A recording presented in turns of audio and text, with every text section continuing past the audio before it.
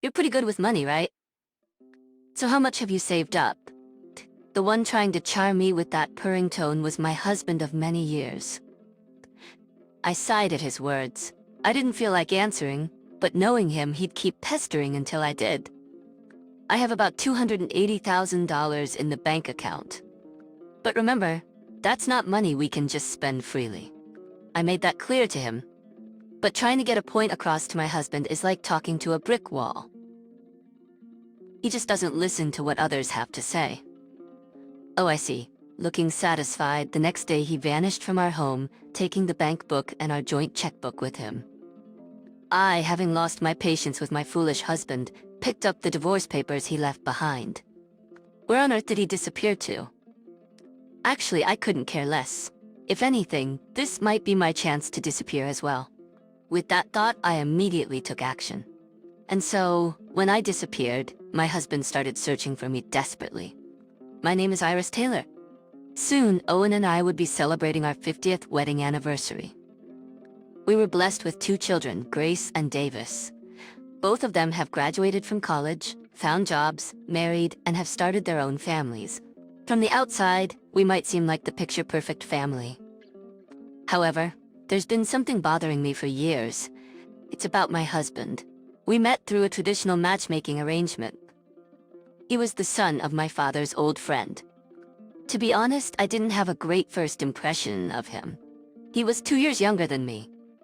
This might be part of the reason, but he seemed so naive about the world.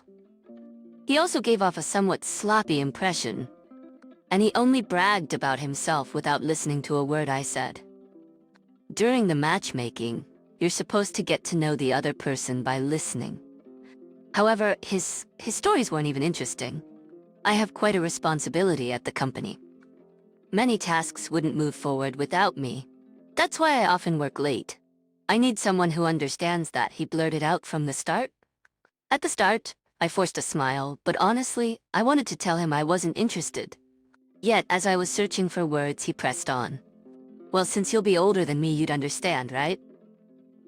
Was he seriously thinking of marrying me without even listening to my side? Was he out of his mind? Well, I'm not sure. Given our parents' expectations, that was the only response I could give. I hoped he'd realize I wasn't really interested. However, for some reason, both he and his parents seemed to take quite a liking to me. My parents were thrilled as well. I found myself cornered and unable to refuse. Back in those days, marrying someone chosen by your parents wasn't uncommon.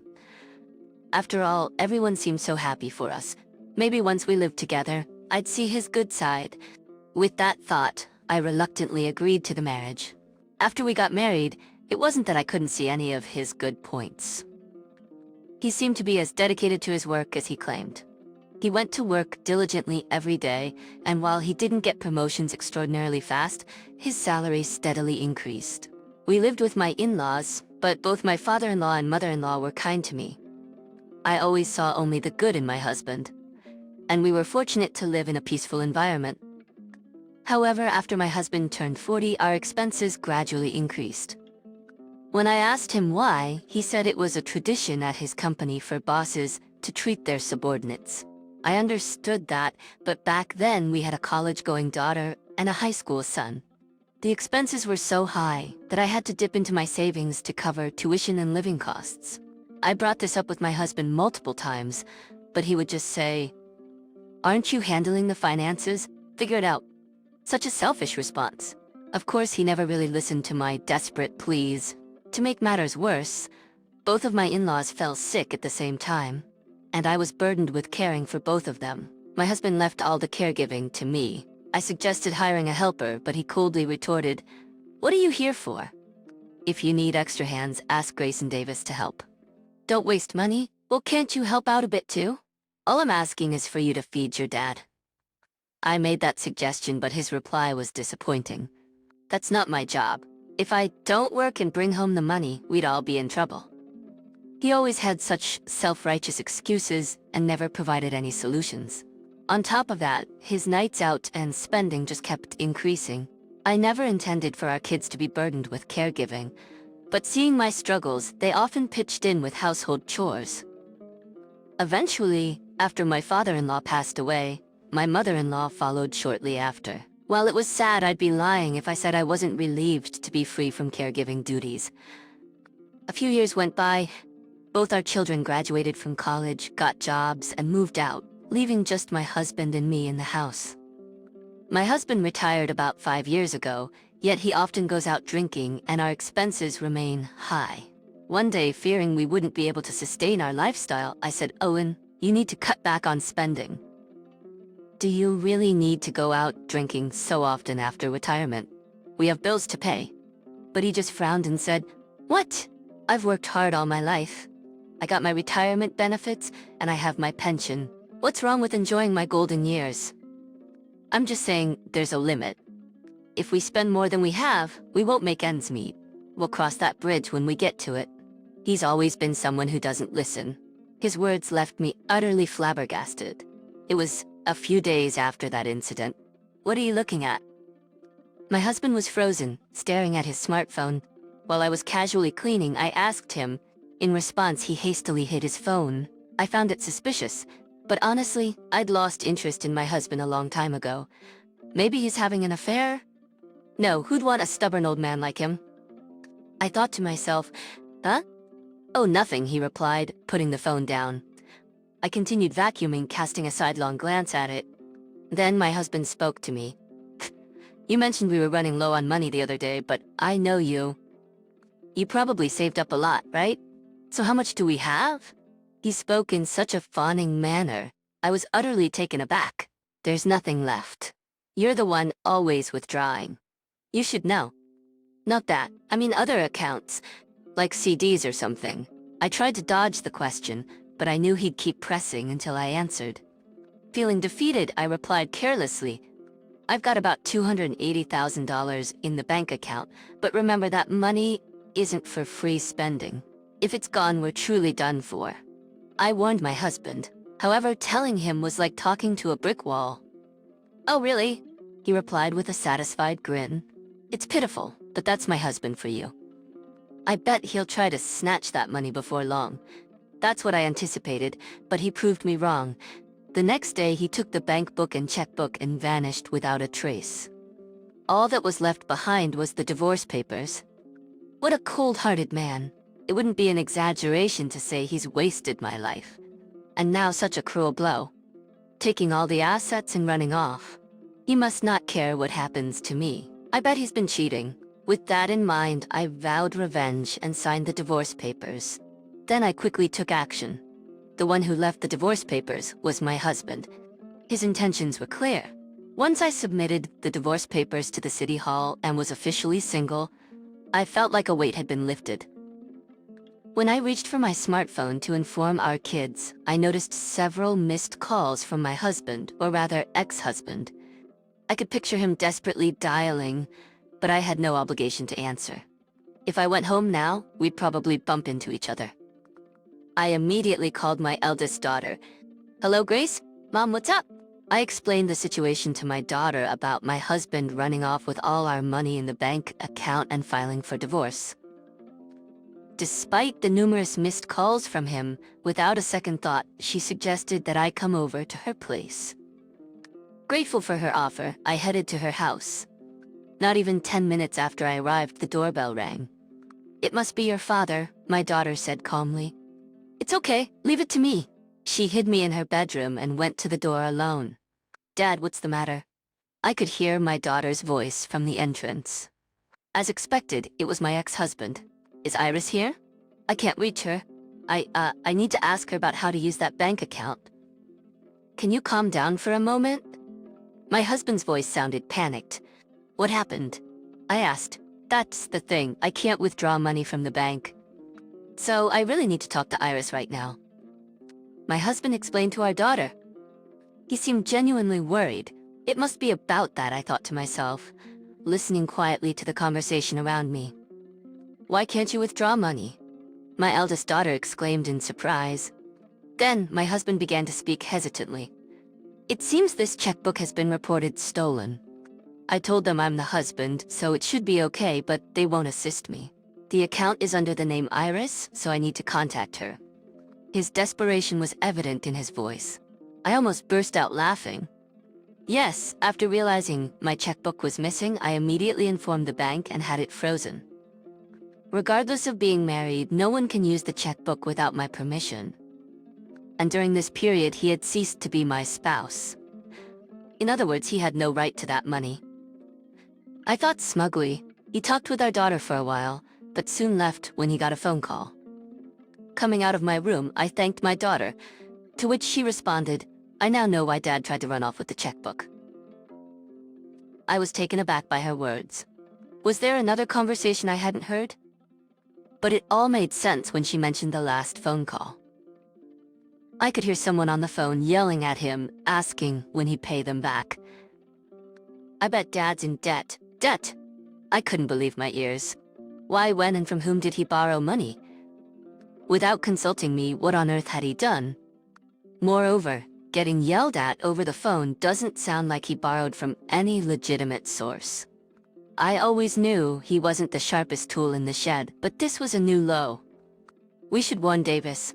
Dad might go to him next," she said. "Yes, we should."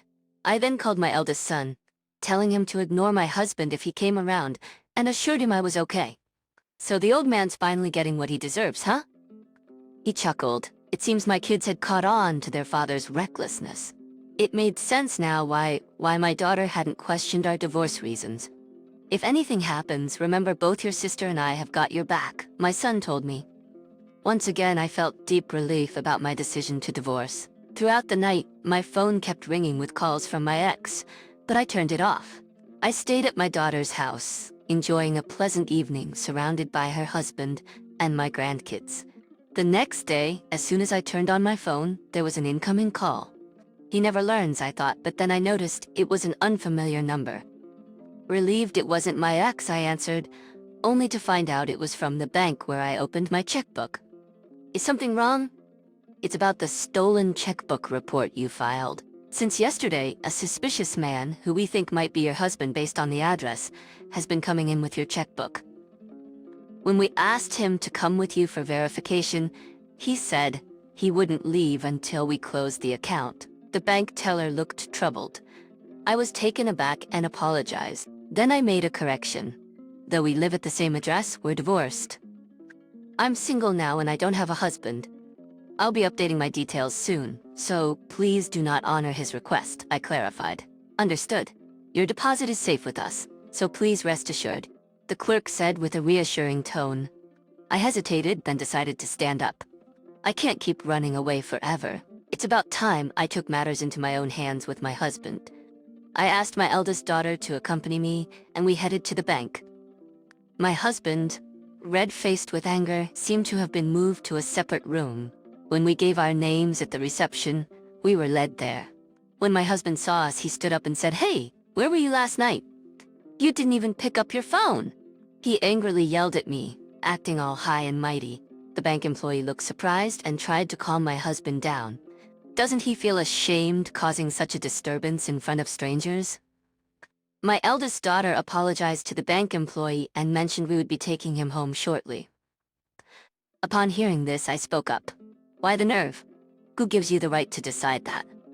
"What? I'm your husband. You can't listen to me." I gave my husband a sharp glare.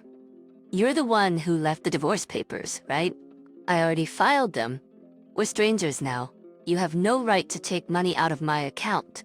Upon hearing this, my husband turned bright red with rage. "What? You did what? Who's the selfish one here? I heard you borrowed money, and I knew nothing about this debt. What have you been doing? Why? How did you?" At that moment, my husband went pale. Suddenly, his cell phone started to ring. It's probably a call demanding loan repayment.